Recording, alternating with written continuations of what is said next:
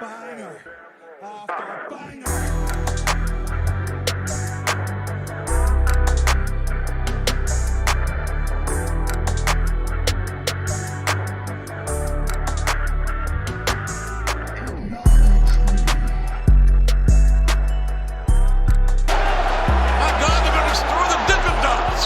What's going on, guys? It's your boy Big Hero Chris back at you with another one. If you're new to the channel, go ahead and subscribe, give me a thumbs up, ring the notification bell, hit me up on Twitter, TikTok, the community post, MySpace, Black Planet, AOL Instant Messenger. Any way you can get in contact with me, you already know the vibes. And I'm back at you with your AEW Dynamite review. And I'm gonna do things a little bit differently. I'm gonna kick it off on a little bit of a somber note, because it was mentioned during the show that today marks the 1-year anniversary of the untimely passing of Jay Briscoe. And during the show, Mark Briscoe came out and he talked about his brother, and he even mentioned the fact that he mentioned that Jay Briscoe did pass away in a car accident, and that his nieces were involved in that car accident as well. He even mentioned the fact that one of his oldest nieces was said to never be able to walk again, but she actually did come out on the stage, and she's walking. So whoever you believe in, I believe in God myself, so I will say God is good and God is great, and it's an absolute miracle that this young woman is able to walk again. So that's always a blessing, and it's a blessing that it is a blessing that the family is seemingly stronger even in the midst of this tragedy. So our hearts and our minds are with the Briscoe family, during these tough times, because it is tough losing a loved one. I don't know if any of you guys have ever experienced that, whether it's an untimely passing, natural, car accident, whatever the case may be. It always is tough to lose a loved one, not seeing them and being around them anymore. It's a tough feeling, but they did show that video package, celebrating the life of Jay Briscoe. And I'm like, damn it, AEW, are you really trying to make me cry in the middle of this wrestling show? Good job, you did. But, moving on to much more of a lighter subject, we are here to talk about AEW Dynamite. And, looking at the card from top to bottom, it was like Tony Khan was just in his bag. Like, he was trying to assemble a little mini pay-per-view, a little televised special, because he had 3 title matches on the show. He had some good wrestling, some more build-up to AEW Revolution. We're going to go ahead and kick it off with one of the title matches, and it's Christian Cage taking on Dustin Rhodes for the TNT Championship. Now, I will say this. The match itself was fine. It was a good match. It was a really good match, man. My only complaint is Dustin Rhodes wrestled with Swerve Strickland 2 weeks ago. Literally 2 weeks ago. And before the match even started, Swerve destroyed this man's ankle with a cinder block. Was barely able to walk, barely able to stand up. He was able to wrestle the match. Lost. But I know what I saw. I know I saw this man's ankle be destroyed by a cinder block. Fast forward 2 weeks later, he's up walking around like it's normal, hitting Canadian destroyers and power slams and kicking Christian in the dick. And I'm like, can you at least sell it a little bit, man? Just sell it, man. I know what I saw. But taking that little gripe out of the way, taking that out of the picture, like I said, this was a really good match. Considering that these are veterans. Like I grew up watching these two, right? During the Attitude Era, back when Christian had long hair, back when Dustin Rhodes was Goldust. I grew up on these two, and the fact that they're still doing it at this high of a level, it's amazing. They had a great match. Christian won, thank you God. I had no doubt in my mind that Christian would win this match and retain his TNT Championship. So after this, we had an interview with whose house? Swerve's house. And he's talking about how he wants the gold, man. He's going after Samoa Joe and Renee Paquette mission and Hangman Adam Page. And Swerve's demeanor changed. Like at first he was smiling, but as soon as Hangman's name was mentioned, he got serious. His face changed. He's got the My Chemical Romance eyeshadow going on. I don't know what that's all about, but more power to you, good brother. He basically said that he just wants to go after Samoa Joe. He already beat Hangman twice, so he has nothing more to do with him. And let's even fast forward to the Hangman interview, because Hangman said, look, I just want the gold. Swerve isn't the champion, so he's not my concern. So this dead ass is leading to a triple threat match. We can feel it. You can feel it. I can feel it. The triple threat match is coming. Revolution, Samoa Joe, Swerve, Hangman. I'm here for it, man. I'm honestly ready for it. I'm turned up. One thing I'm not ready for is seeing more Chris Jericho on my screen.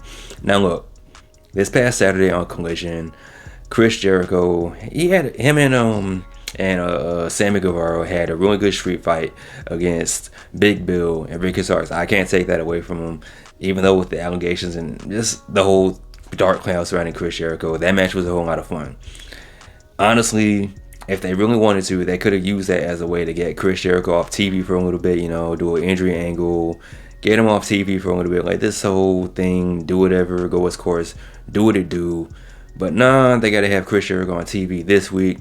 And then he's saying words, and then Matt Sydal, who just came up out of nowhere, like literally out of the abyss, he popped up and he said, "Oh, how about you and I wrestle?" And he's like, "All right, cool, let's do it on Rampage." So Chris Jericho and Matt Sydal will wrestle this Friday on Rampage. I think it's either going to be on Rampage or Collision, but yeah, more Chris Jericho is exactly what we need right now. After this, we had a tag team match. Best friends adjacent, meaning it's Trent ? Teaming up with Orange Cassidy, taking on the Lucha Cousins, Penta, El Cerro, Miedo, teaming up with Commander. And the cool thing about this was both Trent and Penta's tag team partners and Chuck and Ray Phoenix, they were out there with them. Both those guys were out with injuries, but it is good to see them back on television. Hopefully we'll see them back in the ring pretty darn soon. And as far as this match goes, it was a good match. One of the things I noticed about what was going on during this match was Trent was being way more aggressive, especially when it came to Commander. Like, he's just tossing him around. Like, it just comes out like Trent doesn't like Commander. I don't know what that's all about. Hopefully that leads to something. What it leads to, I don't know. But the best dudes, the best homies ended up getting the win. After the match, they're about to do the best friend hug. But the Undisputed Kingdom comes out. Mainly Roddy and the Kingdom, they're out there. And Roddy puts it out there. He lays the challenge on the line. Revolution, him, Orange Cassidy, International Championship. Orange Cassidy was like, let's do this tonight. And Roddy was like, nah. I want to make you wait for it, make you wait 6 weeks. Hold on to that title for as long as you can, because that Revolution is over for you, you piece of fruit. So I haven't seen the graphic yet, but I'm pretty sure it's going to be official. Orange Cassidy, Roddy Strong. That should be a pretty fire match. I can't even lie to you. But International Championship, Orange Cassidy, you might as well kiss that title goodbye. Hand it over, fork it over, because that title is gone. It's done. It's over. It's fucking over for you, Orange Cassidy. Next up, we finally hear from the Young Bucks. They're back after they made their triumphant return last week. And I'm assuming they called out Sting, because they didn't say anything last week, but this week we're making up for lost time. And now they don't want to be known as Matt and Nick. They want to be go by their government names of Matthew and Nicholas Jackson, because they're EVPs. They wear suits now. They have mustaches. They're super serial. And basically they're saying, listen, when AEW first started, they had the mission statement. They're rebels. They're trying to change the wrestling world forever. And for the most part, they did. But somehow along the way, they lost sight of that vision, and they started inviting in like these old washed up, these are their words, like old washed up has-beens and cancerous elements. Now, who they're talking about, your guess is as good as mine, CM Punk. But there's no way we'll ever know who exactly they're talking about. And this led them to why they called out Sting, because they like Sting. He's a model employee, but he represents everything that the Young Bucks hate at this point. So they laid out the challenge. Did Sting accept? Did Darby accept? I don't think so, because you have a video package with them later, and they don't really address the Young Bucks. They kind of talk about the tag team titles more. So I don't know if this is going to lead to like a tag team match or a tag team title match. I don't know how the tag team titles are going to get involved in this feud. Maybe Matthew and Nicholas book themselves into a tag team match against Ricky and Big Bill, and they win the titles, and they challenge Sting and Darby for those titles. I don't know, but that's where we're going. That's what we got going on. So now we have our second championship match of the evening. We have the Mogul Embassy, the Ring of Honor 6-man tag team champions, taking on the Bang Bang Gang, guns up for the Bullet Club Gold. And I gotta say, the Bullet Club, they have a new theme, and that joint is fire. Like, they posted the theme on Twitter. I listened to it like a good 15 times because it's a hard beat, man. It's like, I'm over here bobbing and nodding my head. I'm like, yo, whoever made this beat, if it was Mikey Ruckus, man, that dude, he was cooking with gas and salt. He was putting a little salt on it and everything. That beat is fire. And I figured, yo, if you come out to a beat that hard, there is no way you can lose this match. And sure enough, we have new Ring of Honor 6-man tag team champions in the Bullet Club. Thanks to Anthony Bowens. Like, he came out, he helped out the Bang Bang Gang. And, he's holding his 2 fingers up to say, hey, man, with super group, scissor me, the Bang Bang Scissor Gang. The Bullet Club, they're kind of looking like, you might be onto something.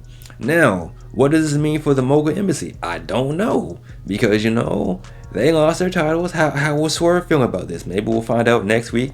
I don't know. Because Swerve is focused on the championship.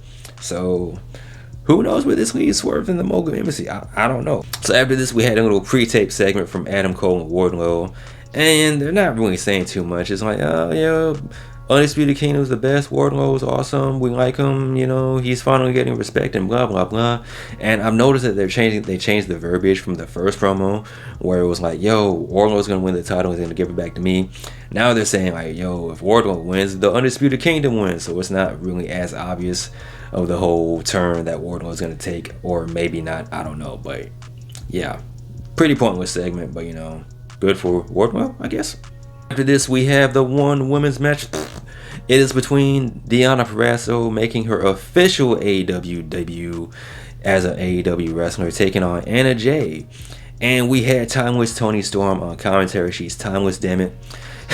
And I gotta say, man, we gotta have more timeless Toni Storm on commentary because she's just off her rocker. She's just saying words. Ian Riccoboni was filling in for Tony Schiavone, who's out sick. Yeah, well, soon Tony Schiavone. But the funny part about this was Toni Storm did not recognize that was not Tony Schiavone. She kept calling Ian Riccoboni Tony Schiavone, even though that's clearly not him. So pop for that. Deonna Purrazzo ended up winning with a submission, and then after the match, she's talking to Renee Paquette in the ring. And she's saying, like, listen, her and Toni Storm have history. They go way back, like 4 flats on a Cadillac. And Toni Storm the whole time was on commentary, like, I don't remember none of that. And Deonna Purrazzo was like, listen, I know you're outside your mind. You've lost it. You've gone crazy. But you haven't been in the ring with a virtuosa, the best technical women's wrestler in the world. And Toni Storm says, enough of this malarkey, enough of these shenanigans. She's tired of Dina Pizzeria, or whatever it is she called her. She gets on the shoulders of Luther, and they ride off into the sunset. Not before they throw a shoe at Deonna Purrazzo, and Deonna Purrazzo throws it back. So, but I'm assuming that's another match that's going down to Revolution. Deonna Purrazzo taking on timeless Toni Storm for that AEW Women's Championship Baruni. Next up, we have a tag team match between Top Flight, the Beige Rays, the House of Half Black, taking on, oh my god, is that Private Party? And this was a pretty fun match. You got Private Party handing out do-rags to go to white children, so that's funny. And I gotta say, man, I actually like this rivalry that they got going on. It was kind of like a friendly rivalry, but Private Party, they were busting out some heel tactics. Yeah, Mark Quinn holding on the ropes as he got the pin on him. I think it was Darius or Dante, whichever one it was. But this was kind of fun, man. This was kind of like, in my opinion, like a modern day Hardy Boys versus Edge and Christian, but everyone's black. You know what I mean? But this was a fun match. And then after the match, you had Action and Andretti. Like, yo, what are you guys doing? You cheated. And they're like, whatever, they have a do-rag. So hopefully this little rivalry continues. I wouldn't mind seeing these two go at it for the tag team titles in the future as well. So there's always that. Oh my god, is that Private Party? Oh my god, is this the main event? It is Hook taking on Samoa Joe in a commercial-free match. And this felt big time, like from start to finish of the show. Like they showed Samoa Joe and Hook walking into the arena at the beginning of the show, making this match feel really big time or whatever. Even the lighting of the match, the announcing of the match, everything felt major. Hook not really paying any attention to Samoa Joe being laser focused, and Hook came out looking like a house of fire. Like he came out swinging on Samoa Joe. Samoa Joe had to sit him down early, give him an elbow to the face. And from that point on, even though you had little brief periods of Hook trying to take off on Samoa Joe, Samoa Joe was just too much for him. He was hitting Uranagis through tables and power bombs on the ring apron, which is the hardest part of the ring. I don't know if you guys knew this, but it is. And, you know, as much as Hook tried, he tried his best, man. He was very defiant. He's giving Samoa Joe middle fingers. Samoa Joe was just too much pressure for this boy. Even though there was at one point, Samoa Joe hit the muscle buster and Hook kicked out at one. I was like, yo, they did a good job of giving you that little bit of false hope, making you think that maybe Hook has a chance. Hook had absolutely no chance. Samoa Joe choked this man out. And one thing I noticed that AEW does, that they've done this before, where they have that, where Samoa Joe had the coquina clutch locked in on Hook, and the referee did that thing where he raises his arm once, raises his arm twice, and by wrestling last year, you're expecting Hook to power up and, you know, use the crowd as motivation and fight off Samoa Joe. That didn't happen. His arm dropped another time, and that was it. The referee called it. Hook lost by some submission. He didn't tap out. He passed out. But, you know, it is what it is. After the match, Hook popped back up because, you know, once Samoa Joe let go, you know, you can get your air back. You can breathe again. And he's still calling out Samoa Joe. He's like, is that all you got? And Samoa Joe starts beating his ass some more. He hits him with a muscle buster. And Hook pops back up again, and Samoa Joe comes back. But this time, Hangman Adam Page comes out to make the save. Samoa Joe gets out the ring. He's making his way back to the ring. But at ringside, you also see Swerve. So once again, man, I'm putting it out there. I'm throwing it out in the universe, the WWE universe, the AEW galaxy, wherever, the Heroverse. Triple threat match. Samoa Joe, Swerve, Hangman. And that was kind of a part of me that thought, wouldn't it be funny if they just threw in Hook for you know, the LOLs. But for the most part, it's going to be a triple threat match. I'm here for it. I'm ready. Overall, fun episode of Dynamite, man. I really enjoyed it. It felt big time. It felt major. It wasn't any point during the show that made me feel like, this was kind of mid. This is a fire show. I hope we see more of this in the future going forward. But, you know, who knows? Who knows where this leads?